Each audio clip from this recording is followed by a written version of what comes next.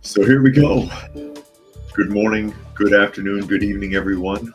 Wherever you happen to be in the world today, welcome one and all to Coffee Talk. It is time once again for Coffee Talk Live, where we will be having some discussion about what is going on in the world today, taking a look at some clips from the news and having some dialogue with those of you who are able to join us for the live portion. And of course, if you are listening somewhere else and you would like to join the live portion, you can find us Monday through Friday at 2 p.m. Eastern Standard Time on Coffee Talk, and that is at Coffee Talk Live and at Prepper University, Coffee Talk and Prepper University on ScrewTube. You can find me on X, formerly known as Twitter, at Coffee Talk Chat, and fistfulofradio.com, podcasting out of Atlanta Monday through Thursday at 4 p.m. Eastern Standard Time and Friday at noon.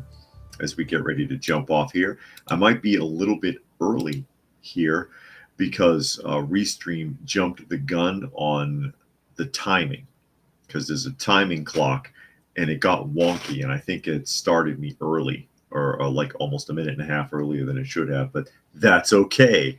We will manage. We will manage regardless. Naturally, I do read through as many of the comments as is plausible for the benefit of those of you who are listening and not able to see what's going on. So I'll go ahead and say hello to some of those people that have joined us so far and chosen to say hello. I see D'Lo is here. Puck is here. It says, did you hear that Fauci is hospitalized with West Nile? Yeah, I heard that. That happened like a few days ago, right? Helder is here. Brian is here. Dragon. Cyberjack Sr. Donna Beaver, who says they made it today. Yes, you did. You did make it. And they remind us, thumbs up, like, and share. And of course, please do, if you can, thumbs up, like, and share. Johnny Future is here. Likes the beard. Well, my wife likes it, and that's what counts. And Raccoon is here, going through Halloween bins. What, you mean your Halloween displays aren't up already? Get those displays cranking. What the hell? Being joined by two felines in the room today. I have Miss Kitty and Monkey. Miss Kitty you cannot see because she's in the other side of the room, and Monkey you can see. You might see him moving there over my left shoulder. He's laying on top of the printer. Hasdrubal has joined us as well. Glad you could make it. Oh, did I freeze? Let's go. Let's go. Restream. Don't screw me up. It seems to be acting a little wonky. So there we go. I don't know why it's doing that. I hope Restream isn't fit to cause me problems all day. And then Dental is here. Glad you could make it. Always happy to have as many people join us as they can. I know that more people watch this after the fact than are able to join us in the live stream. And then Nature Nerd says drones are becoming less and less effective on the battlefield as the Russians get better at jamming and shooting down drones. Also anti-drone armor on vehicles like nets, cope cages, and turtle tanks. Okay. And Tuck is here, says 5-5, so everything looks good. Yeah, it got wonky. It got wonky for a second, and even the comments that I'm looking at faded in and out for a second, so I just need to make sure. But as I'm sure you're all aware, the big debate is tonight. The big debate, it's tonight, or not debate, excuse me, I misspoke. It's the big interview is tonight, because naturally the Harris campaign has been stalling with the interview, and there's a lot of speculation as to why that might be. Bloomberg article here. Kamala Harris faces critical test with long-awaited first interview. Oh, yeah, long-awaited first interview with Harris. So Kamala Harris faces a critical test of both her political abilities and broader campaign strategy as she sits down Thursday for her first in-depth on-the-record interview since seizing the Democratic nomination. And seizing indeed, because she was never voted into that, was she? The first interview of a campaign is always a challenge as candidates are prodded about their policy positions and asked to weigh in on some of the tougher issues facing the nation. But Harris's sit down with CNN's Dana Bash to air at 9 p.m. Eastern Standard Time is unlike, any in modern political history. Yeah, and there's a few reasons for that. Dana Bash. I just can't get over that name. The vice presidential last minute ascension to the top of the Democratic ticket following President Joe Biden's decision to stand aside is unprecedented. They forced him out. And her frenzied but successful scramble to build out a campaign means many voters still harbor burning questions about her policy platform and approach to the presidency, especially now that she's flip-flopping on a lot of issues. Suddenly she's not against the Second Amendment. I don't know if you caught that one yet. Buyback programs? Oh no, I don't want to hear about buyback programs. That was your idea. The border wall suddenly is a good idea. You know what I mean? Urban says hi, just saying hi and bye. Got to run errands today. Well, glad you could drop in anyways. And Puck says CIA operative Dana Bash conducting an interview. Oh man, Dana Bash. I told you it sounds like a porn star name or a stripper name. But this is going to be a cakewalk, or it should be. And I don't see how it's a big test, because she ought to be able to conduct herself through an interview, especially one that has been arranged for her on a favorable network that will pander to her, ask her prearranged questions that have predetermined answers spelled out for her to respond with. Furthermore, Tim Walz is going to be there holding her hand. So if she turns into a giggling schoolgirl and falls out drunk, he can pick up the pieces. And Dental says, I'm not going to vote, or if I do, it will be a protest vote for Vernon Supreme. And, Santa Claus is on the ticket. He runs every year. Seriously, if you look at there'll be a Santa on there. I'm not kidding. Nature Nerd says Kamala is a Trojan horse that failed the first time being vice president. Well, she ran for president before. Johnny says Dana Bash, because that's what she does, bashes you. Puck says Kamala's lying. Yeah, of course. Dragon said CNN will edit out all the time she laughs inappropriately and reduce her word salad to a minimum. They will do several takes for a few sentences at a time, and she will have the questions in advance. Naturally. And Dental says Trump was pro-red flag laws before the failed assassination attempt. What do you think his position is going to be after the fact? Keep in mind, we're talking about the father of the vaccine. But anyways, this should be a cakewalk, and she ought to be able to sit through an interview anyways. I think a lot of people don't realize exactly how long she's been in politics. You do understand how long she's been in the political game, right? And Monkey has joined us. Helter says a joint pre-recorded, scripted, and edited interview is not a test by any measure. No, of course not. It's not. But keep in mind, her first job, aside from being the side hooch, her first official job, let's put it that way, was as an assistant district attorney in California in 1990. 34 years ago. She has 34 years experience. Whether or not she's any good at it or can do the job is another matter altogether. But technically, she has 34 years of experience.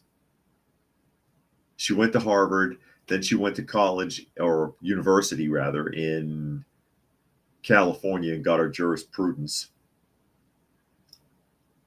Jumped into bedroom with a few people and then jumped right into a district attorney's position. So, I mean, she should be able to sit through an interview, don't you think?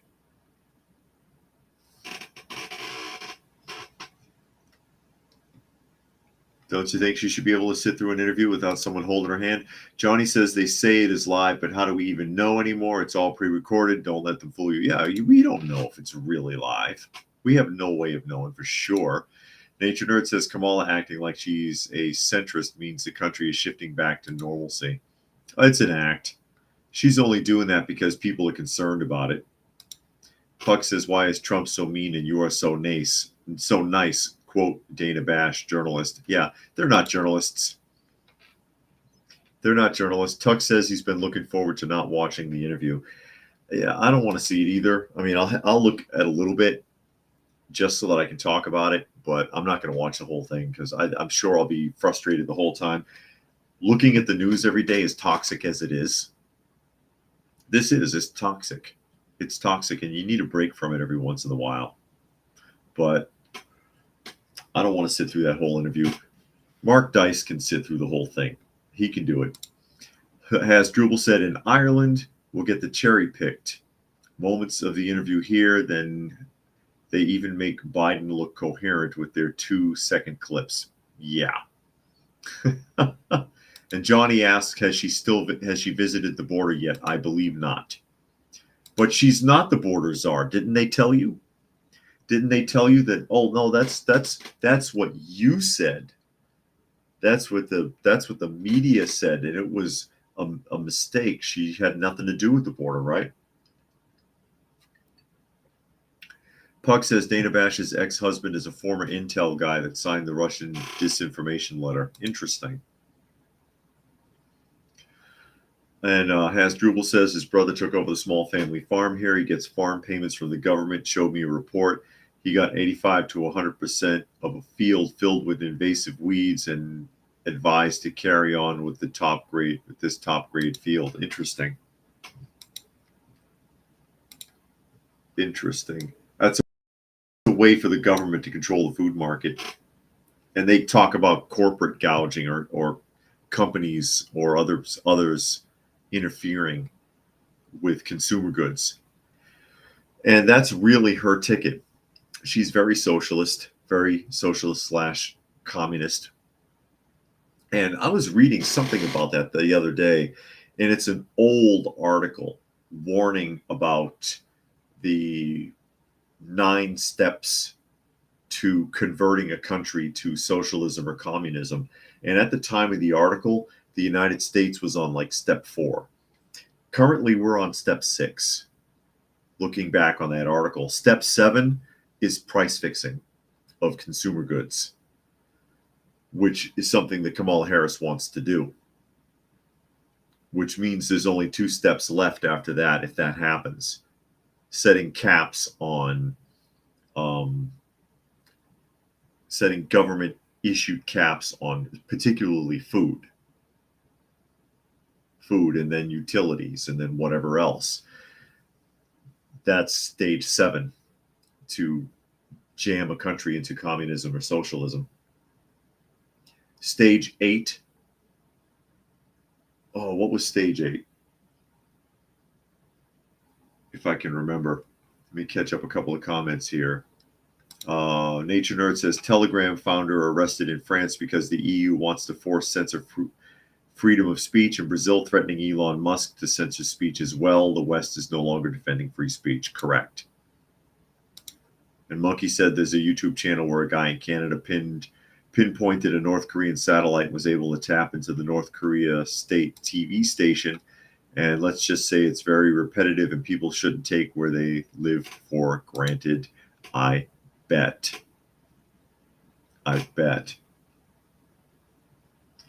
Oh, yeah, stage 8, I think, is social discord. And then stage 9 is where the government has to step in to, stage 8 is economic collapse. So stage 7 is price fixing.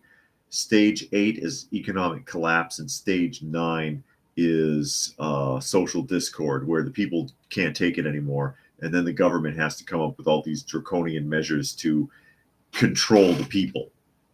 So we're on stage 6 right now, according to that article, which was an older article. And stage 7 would be price fixing.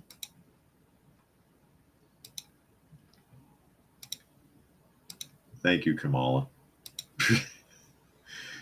That's what she wants. That's what she wants. Newsweek article. I talked about this. This is why I'm pulling this article up. We talked about this last year with the whole migrant industrial complex as it is.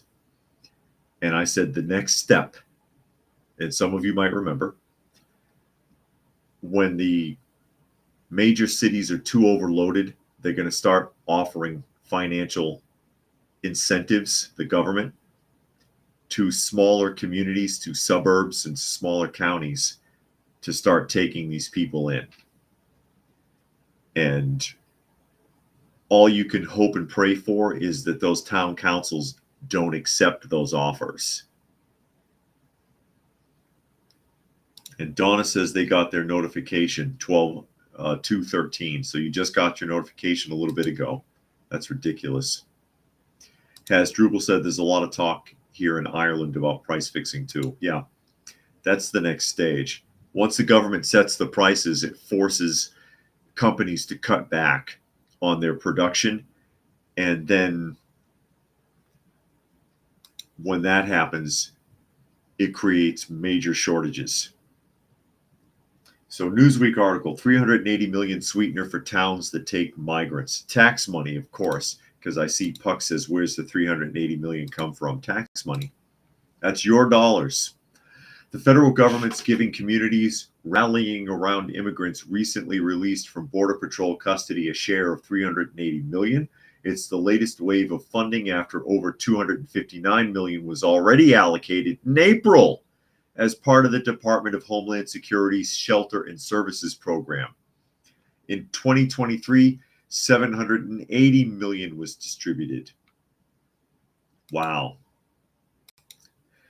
DHS said the scheme was in such high demand, not all applications from groups and communities could be granted. So many of these smaller suburban counties and communities are out there begging the government for this money, that the government is turning them down. Community leadership selling out their neighborhoods to let migrants in so that they can collect that extra tax money. Basically what it is, with no inkling as to how much long-term damage that could cause. Quote, this grant cycle provides a new opportunity through a competitive program and builds on the support being provided to communities on the border and in the interior, according to the DHS press release. The money is used by organizations working to offer food, shelter, and clothing to migrants, as well as healthcare and transportation. Previous recipients of funds includes counties such as Pima County, Arizona, which received $21.8 million, through to smaller church ministry organizations with grants around $10,000. States along the border and elsewhere have previously seen grants in the last round. Over 30 Texas organizations and local governments were given cash. Lovely. And that's Life Has Joined Us. Glad you could make it today. And Puck says this has all the earmarks of the Cloward Piven strategy. And Johnny says, have you seen the Republican testimony on Capitol Hill about July 13th with Dan Bongino, Corey Mills, and Matt Gaetz? I'm not sure if I have. And Brian says, you better pay your taxes or the tax fairy will break into your house and take it from you while you're sleeping. No, they'll just take you. Not that you can even stop paying your taxes anyways. There's no way around it. So this is a program that since its inception has already spent over $1 billion and is now dumping another 380 million into the incentive program by the federal government to get smaller communities to take migrants in with your tax dollars. And like I said, this is a reflection of these smaller communities, these town councils, these mayor's offices taking a secret vote that you probably didn't even know about so that they could tap into this tax money with no regard whatsoever to how detrimental it may be to these communities.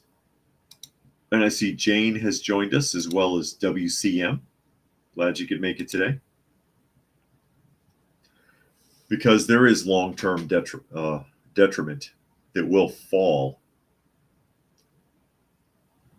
on those communities. It's the same like what we talked about with the Olympics. The Olympic Committee has cities in countries all over the world scrambling,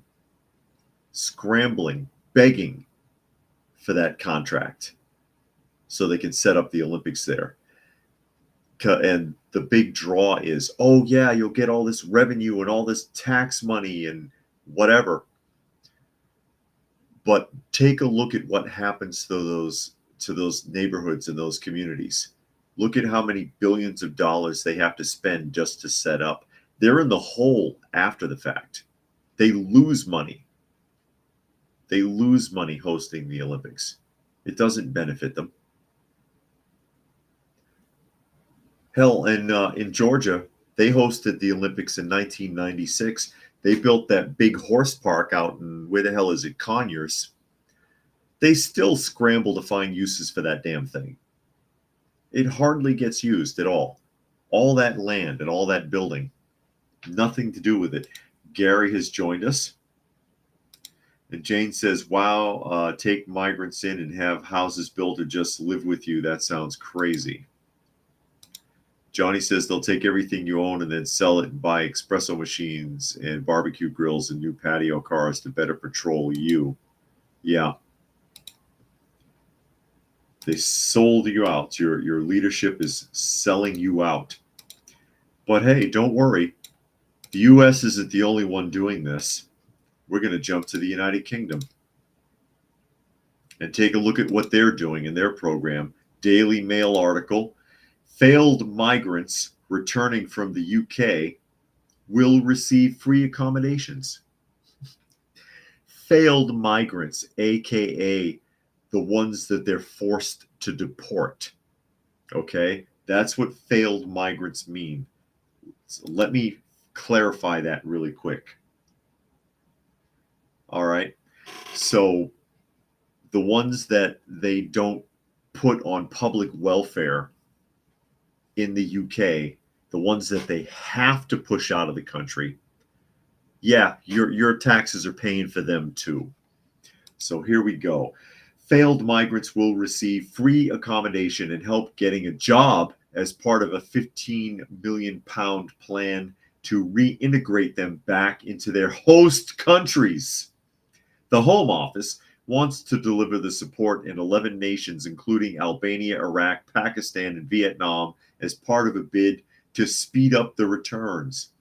The support would include cash assistance, provision of care and food packets, 5 days accommodation upon arrival, and help getting a job, according to contract documents posted on the website.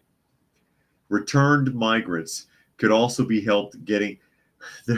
They're illegal immigrants that are being thrown out of the country, okay? They're not returned migrants. Home Office. Are you in the UK? Are you embarrassed yet? Returned migrants could also be helped getting new official documents after the government accepted returnees without documents who were at risk of mistreatment at security checkpoints.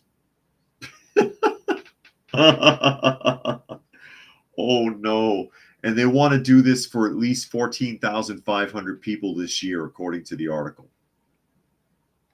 At least 14,500 people. The contract for the Home Office reintegration program posted on August 22nd. That's on the Homeland website. Will run from April 1st, 2025 to March 31st, 2028. The nations it names are Albania, Bangladesh, Ethiopia, Guyana, India, Iraq, Jamaica, Nigeria, Pakistan, Vietnam, and Zimbabwe.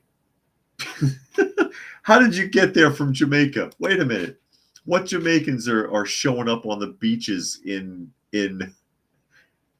jolly old England? Hey, I'm a migrant man. Can you hook a brother up? How'd they get there from Jamaica? Oh my God. Oh, forgive me. Tuck says the Olympics are a traveling circus of corruption and has been for decades. Nature Nerd said towns selling out to the federal government, 300 million is more than their tax base probably. They are selling out because they're first. Again, you should be a good steward. If you're a lawmaker, you should be a good steward. Number one, a good steward of the money that you're spending because it's not yours. And two, a good steward to your community because they should come first on your job description. And that's an example of both of those going right out the window. And Puck says, remember, the same people doling out 380 million will tell you that we can't afford to deport them. Yeah. Well, they've already spent over $1 billion since this time last year. And this is another 380 million, and it'll probably be 2 billion by the end of the year easily. WCM says all politicians are criminals and cops are their criminal enforcers. Well, remember what the foreskins said, all cops are bastards. And Fluke Man has joined us, and he's got his coffee. Johnny says, yeah, that throws you. Failed migrants, the new term. They are failed migrants. Failed migrants. Puck says they arrested a mother and 11-year-old son for attending a protest in the UK. Doesn't surprise me. And Puck says, meanwhile, in Germany, they're arresting people for noticing all of the stabbings by migrants. There you go, Brian. Give me your tax dollars, man.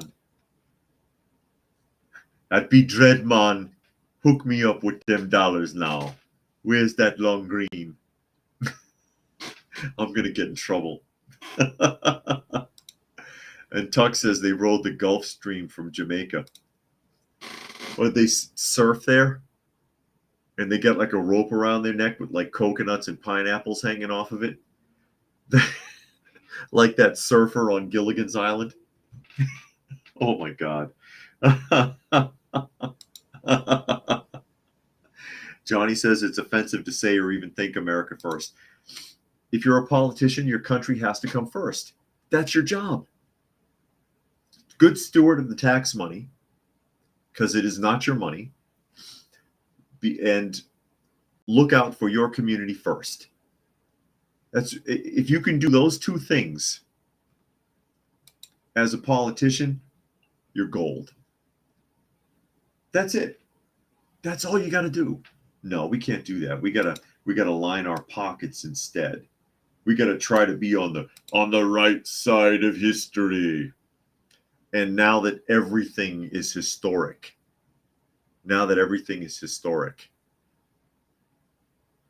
I'm a representative and I sat in Congress with little rubber Spock ears on. I was the first person to sit in Congress with rubber Spock ears. I'm going down in history. No one's ever done that before. Incredible. Absolutely incredible. This is another favorite of mine. This one will knock your socks off. And this is from phys.org. phys.org.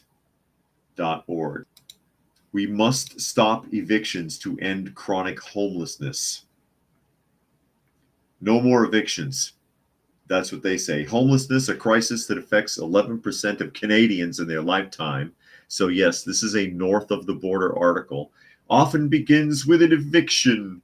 Once a person or family is evicted, they are set on a trajectory that can lead to chronic homelessness as they try to find affordable housing in an increasingly competitive market. For example, consider a long-term tenant in Kitchener paying $1,300 for a 2-bedroom apartment. If evicted, whether due to a landlord's decision to move in a family member, demolish the building or sell it, the tenant will be thrust into a housing market where the average rent for a similar unit is $2,327. This steep price increase is untenable for many, especially those earning minimum wage. That's a lot of speculation there. If you got thrown out of your apartment, it wasn't because the landlord wanted to move a relative in there. They don't want some deadbeat relative in the apartment. They want someone paying the frickin' rent. I've worked with a lot of landlords, especially when I was doing like building maintenance when I was a kid, when I used to work for Ronex, and when I've mentioned it before, I used to clean the bathrooms in an office building before I went to school when I was still in junior high. It says the risk of eviction is not just limited to those in precarious financial situations, but can impact renters across the board. This really highlights the urgent need for stronger tenant protections to safeguard individuals and families from being unhoused. So here's the thing. Odds are, well, most people who are homeless, we've talked about this a lot, are not homeless because they're down on their luck. They're homeless for other reasons. They're hiding from the law. They want to be homeless. There's a lot of people that like that lifestyle, and they think we're the idiots because we have jobs and pay taxes. They have drug or alcohol addictions. They have mental illness problems. A very, very small minority, or small majority rather, of people that are homeless are out there because they got screwed over. Okay, that's just the reality of it. I know the media doesn't like that, but that's the truth of it. I've worked with the homeless before.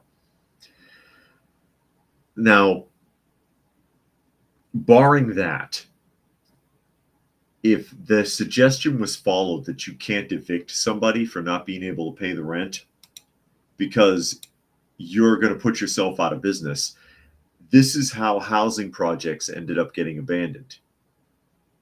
Not just in the United States, but all over the Western world. This is how housing projects end up abandoned. The landlord gives up or surrenders the property. And then the tenants destroy the property because they're never good stewards of a low-income property. Never. They destroy it anyways. And unsupervised, they'll completely demolish it. You can see this time and again, historically speaking. That's why housing projects don't work. The people in them destroy them. They don't pay the rents. Landlords can't afford to deal with it anymore. Sooner or later, they abandon the property and it gets ripped to bits, or somebody burns it down. Usually a tenant. That's unsustainable. And where's the incentive to be a landlord? If you can have, you're going to be forced to keep people in there that aren't paying. What are you going to do? Johnny says that gives you an incentive to not even pay your rent anymore because you cannot be evicted. That's right. As Drupal said, wife is currently in the UK, took a train to another town, and taxi driver asked why they'd go to the first town. It was a kip and full of migrants. So I try to catch up a couple of comments here. Johnny says, if that's what's going on, then tell me, to what extent will it take to even get evicted anymore? Way too many months in court. Way too many months in court. And Gary says, landlords charge what the market will bear. Perpetual rent is a mother bear. Yeah, and a lot of times it's based off of what they have to pay in taxes. I've seen people with properties and they're not even making any money. They're basically maintaining the property, but they're not even actually making any money from the rent. I've seen it. Especially when they have to consider the condition of a lot of the properties when people move out. Often the apartments are wrecked.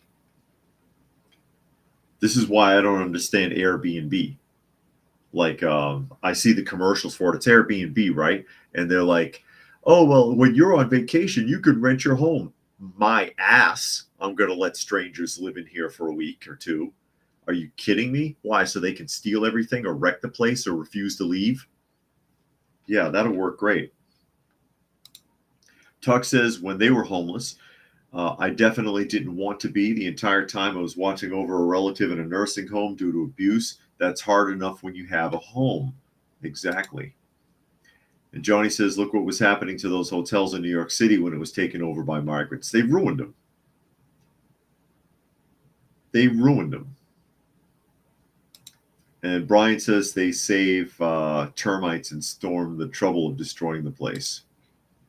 So I try to catch up here. Don't want the comments to overtake me as we move around here.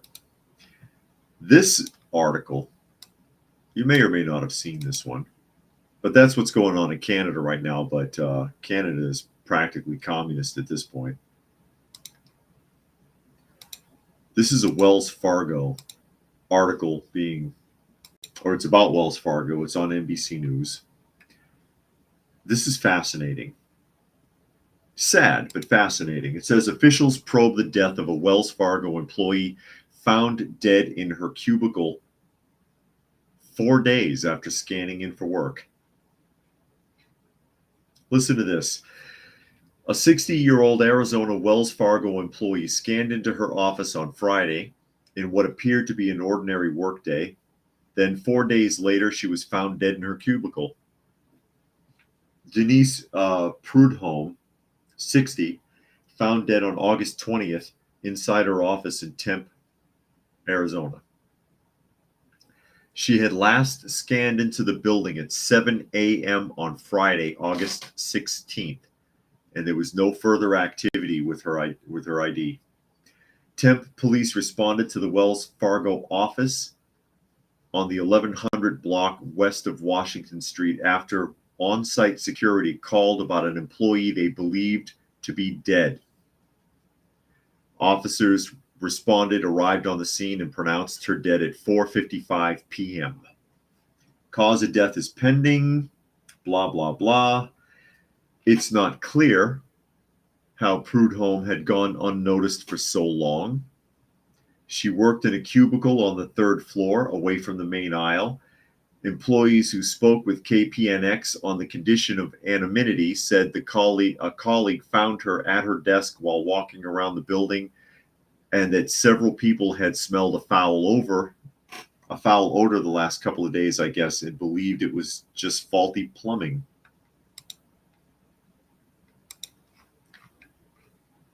Think about that. Think about that.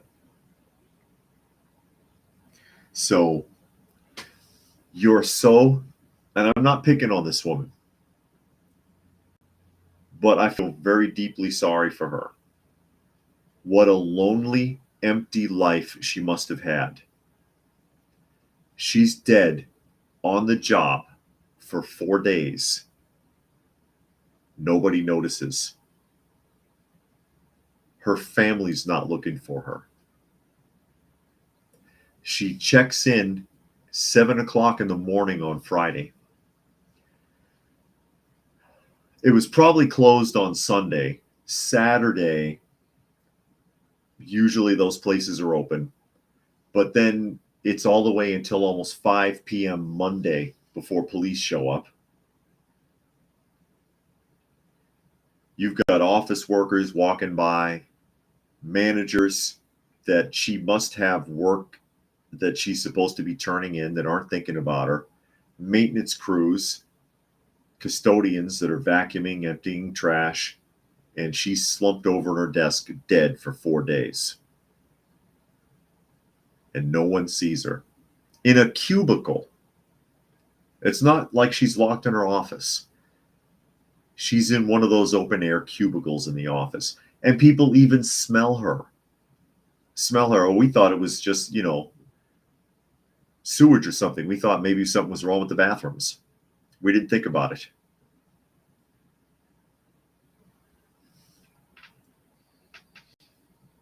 How sad. And you got to wonder how many people are in her position right now.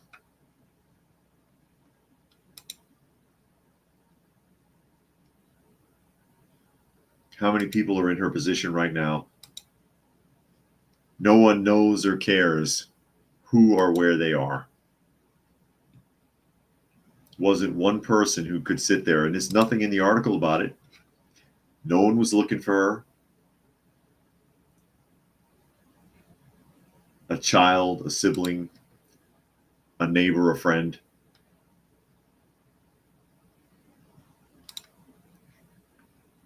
As I catch up a couple of the comments here.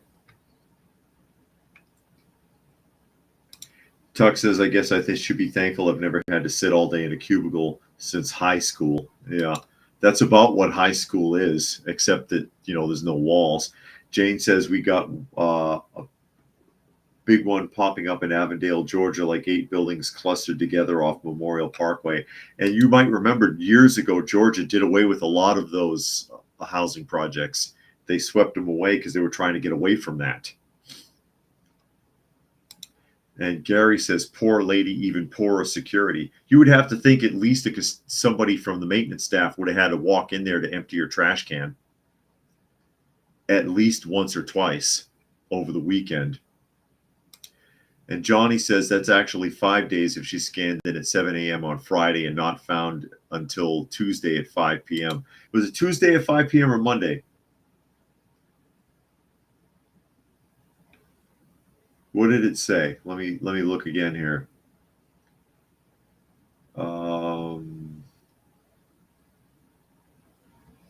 Because they said the 20th, right? Because this is a new story. Yeah, that's right. It is 5. You're right. It's 5 days. So, yeah, that's even worse. That's even worse. Helder says, I wouldn't be surprised if Wells Fargo was docking her pay as they cannot confirm the time of death. Oh, no. Oh, wow. Tuck says the Bob Seger song feels like a number comes to mind. What an ignoble way to pass. And I see Damien has joined us. Damien has joined us this afternoon. And Puck says a lot of people should be fired over that one. That's and Dragon says her family will come rushing in to sue the company now. Yeah, they'll look for a settlement. They'll look for a settlement, even though they probably don't care about that woman at all. Haven't talked to mom in like 2 years, but oh God, my poor mother. How could you leave her like this? Don't you people have security? Didn't anybody check? The tears will flow. They'll have all their little crocodile tears and sound and look all weedy, but have completely dry eyes. Jane says, don't they have cleaning people every night? Every office does. They have somebody who runs over the carpet real quick with a vacuum and checks the trash cans. Real simple stuff. But yeah, pretty much every night that they're open for business. So at least Monday through Saturday, I would think that somebody goes through and does a general sweep over of the maintenance. That's just incredible, isn't it?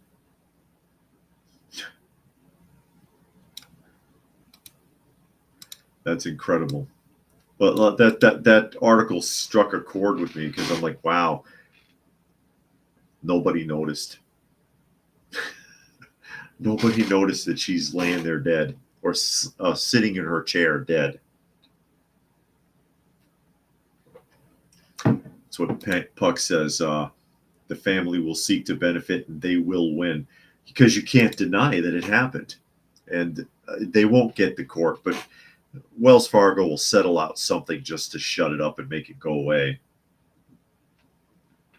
But the thing is, that's how a lot of people are going through life right now. That's how a lot of people are going through life right now.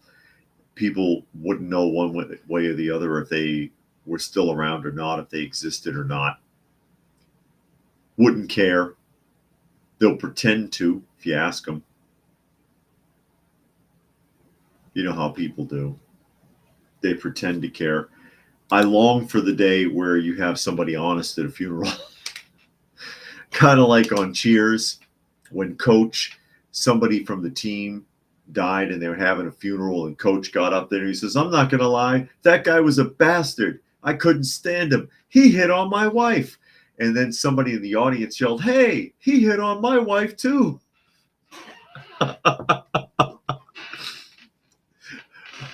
People don't like each other. And Helter says it's the unfortunate reality that lots of old folks are living alone. Yeah. Nobody looking out for them. And that comes partially due to the collapse of the nuclear family. They don't care about each other anymore, which stems from a breakaway from traditional biblical values. Because even so-called Christians, for the most part, have no clue what biblical values are.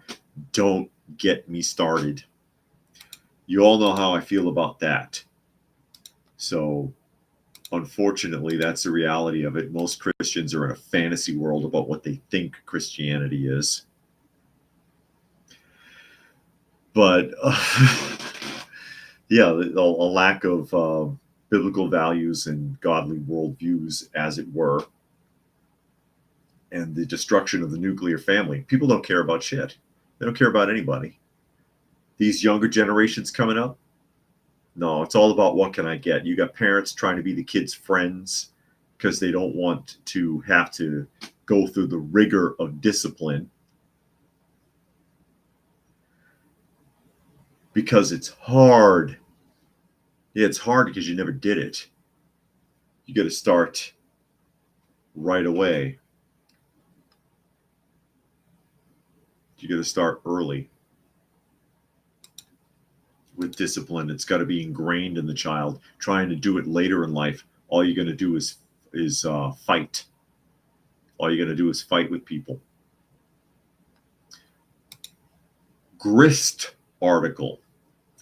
Here's another one for you. Really interesting.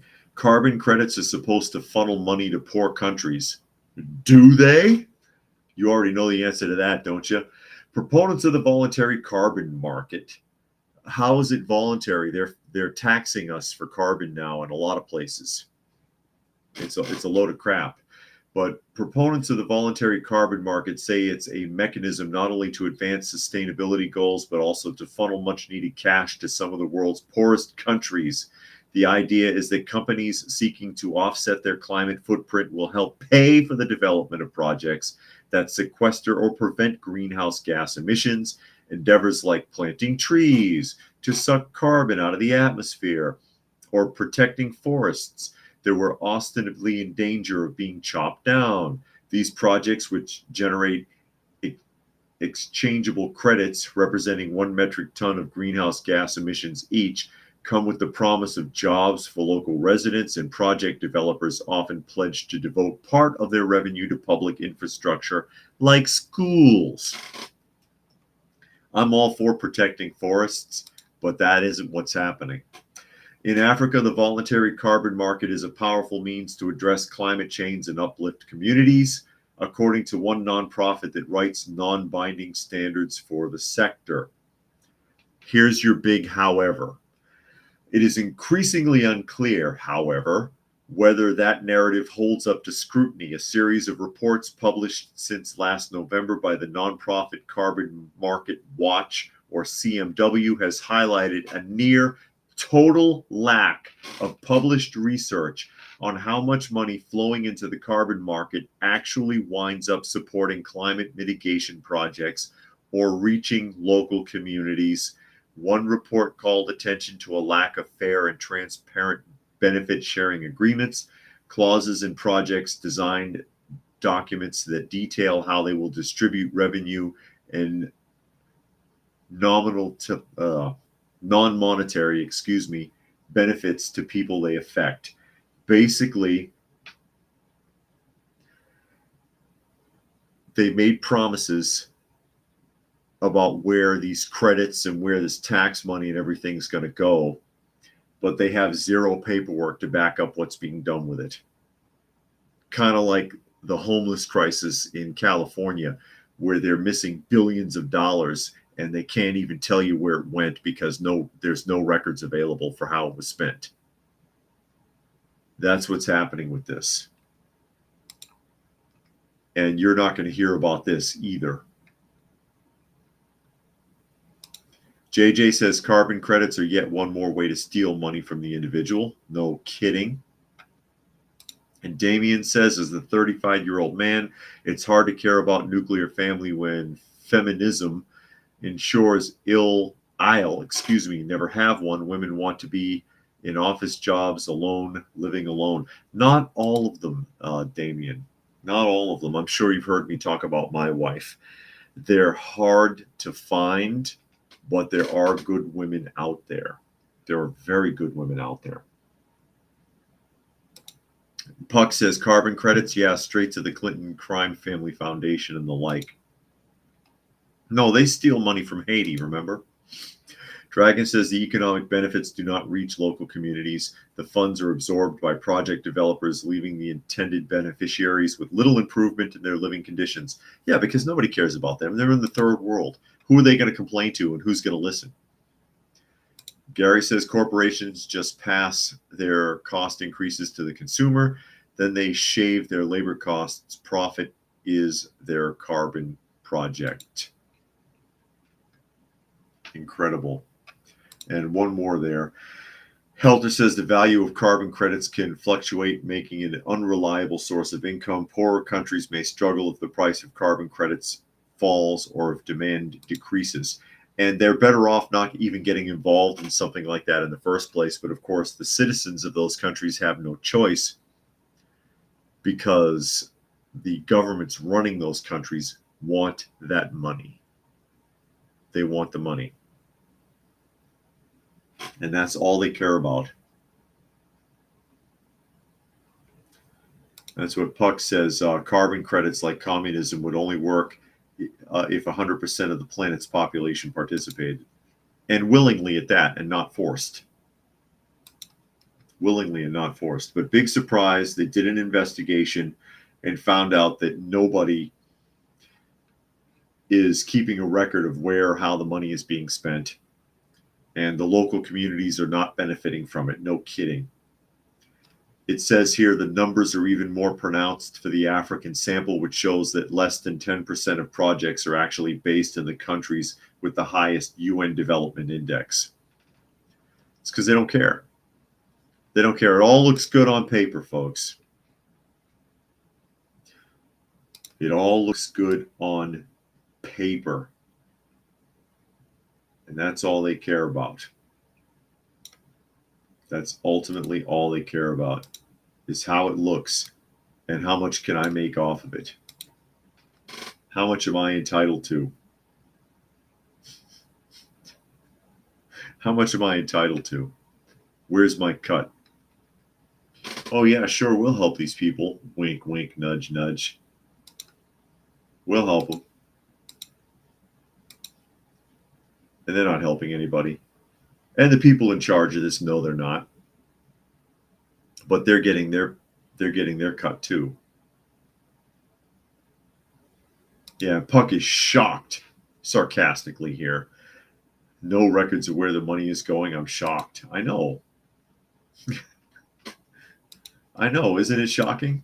Aren't you surprised? You heartbroken yet? New York Tech article. And you could have guessed this. The distracted generation. 89% of U.S. adults suffer from a lack of focus and motivation, according to a study by Headway. Only 89%? Do the other 11% live in the woods? In a digital age teeming with notifications and endless streamings of information, Americans find themselves battling a pervasive lack of focus and motivation. It emerges as a formidable barrier hindering personal and professional growth and overall well-being. That's correct. From mastering new skills to excelling in the workplace, the ability to concentrate underpins success in most endeavors. Headway, the world's most downloaded book summary app, partnered with Nur Eyal, the author of a global notification bestseller, Indistractable, to dissect the roots of this modern affliction. Research by Headway spanning over 400,000 American adults. See, now that's how you do a survey. You don't interview 900 people, 400,000 adults. And that's still not enough to cover the whole country, but that's a pretty good start. Finds that motivation is a key area Americans choose to elevate. 70% of respondents define motivation as a desirable self-development vector. Motivation also appears as an obstacle because 89% of US adults value self-growth but lack the motivation to focus on it. Thus, low motivation often makes people struggle to concentrate. 77% of respondents enjoy reading, but usually it's hard for them to finish whole books. The same trend is reaffirmed by APA, stating that 67% of US adults aged 18 to 34 find it hard to focus due to stress. Here's the thing. They missed something here, and I'm going to fill it in. It says here, quote, 77% of respondents enjoy reading. No, they don't. They tell you they enjoy reading because they think that's what they should say. They think that that's what they should say. Do you enjoy reading? Oh yeah, all the time. And they don't read shit. Okay? They don't read a damn thing. They don't even read their own name on the mail that comes in the box. They don't read anything. So that's problem number one. Number two, they don't read. One, because they can't read well. Most of them never learned how to read properly. They never got comprehension down because they really don't teach reading comprehension in school anymore. And two, society has made it such that it's not necessary. Johnny says, when things are done for you and you get free stuff from the government, then yeah, you're going to have less brain power and the will to get off your butt to do anything. And Gary's nailed it here, really. Gary says, smartphone addiction shortens attention spans and decreases. What was I talking about? Exactly. And that's, I mean, you didn't even need to do a study. All you have to do is look in your pocket. Because the cell phone taking over for practically every device you could possibly need. Calculators, watches, telephones, calendars, on and on, cameras, recording devices, audio recording devices, I meant. Flashlight, even. It has a flashlight on it. It replaced so much.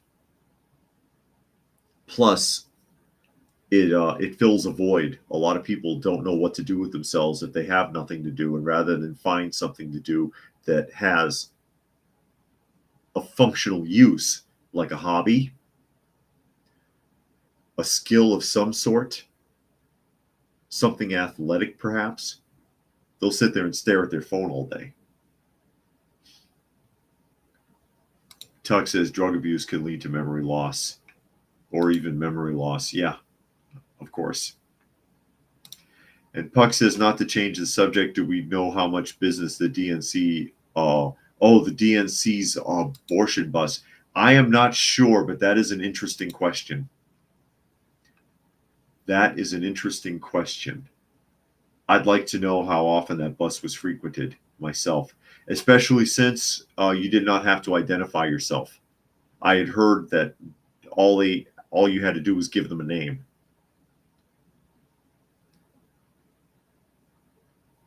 Dragon says article didn't provide practical strategies or solutions for individuals and organizations to mitigate the distractions. Well, no, all they were doing was studying whether or not. Let me see. Oh, yes, it does. Hold on to this. Look at this. It does provide some information. Because as I look down further, remember, I don't read these articles typically until it's time to do this.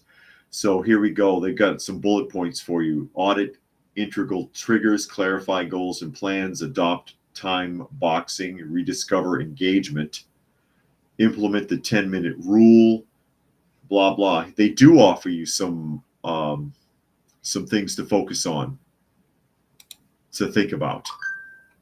Excellent.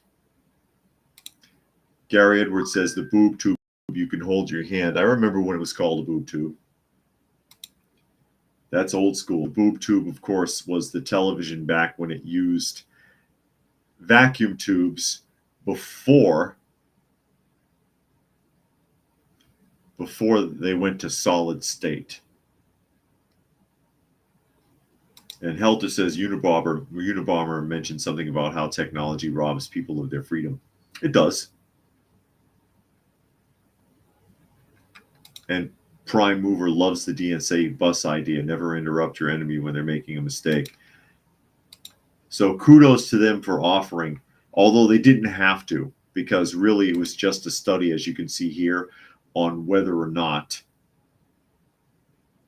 people are distracted. But I mean, it was obvious that they were. You didn't need to do a study to see whether or not people are distracted. This is all you need to see, was just a phone. And how many people walk around all day like that? This is all I see everywhere I go. Young and old. And Brian made a donation to the channel. Thank you, Brian. Very much appreciated. Again, goes a long way to helping out our felines. Again, I have 2 in the room. There's Miss Kitty. You might can see her sitting on top of the boxes. And then over here, there's Monkey. Right here. Hi, buddy. Did I ruin your day? That's all right, buddy. It's okay. Monkey laying right there. That's all I got in the room right now. That's enough. But anyways, as we get ready to wrap up here, as we are past the top of the hour, I'm pretty sure. And Puck says YouTube channel Forgotten History has an interesting video about the Unabomber. Okay. If they'll allow you. I mean, you talk about anything halfway interesting on YouTube, they want to kick your teeth out for it. But anyways, we'll go ahead and start signing off. Again, you are listening to and/or watching Coffee Talk, and you can join the live portion Monday through Friday at 2 p.m. Eastern Standard Time on Coffee Talk and Prepper University on YouTube. You can find me on fistfulofradio.com. You can find me on X at Coffee Talk Chat. Special thanks again to Brian for making a donation to the channel. Goes a long way towards helping us take care of our shelter cats. Thank you, everyone else who was able to join us here.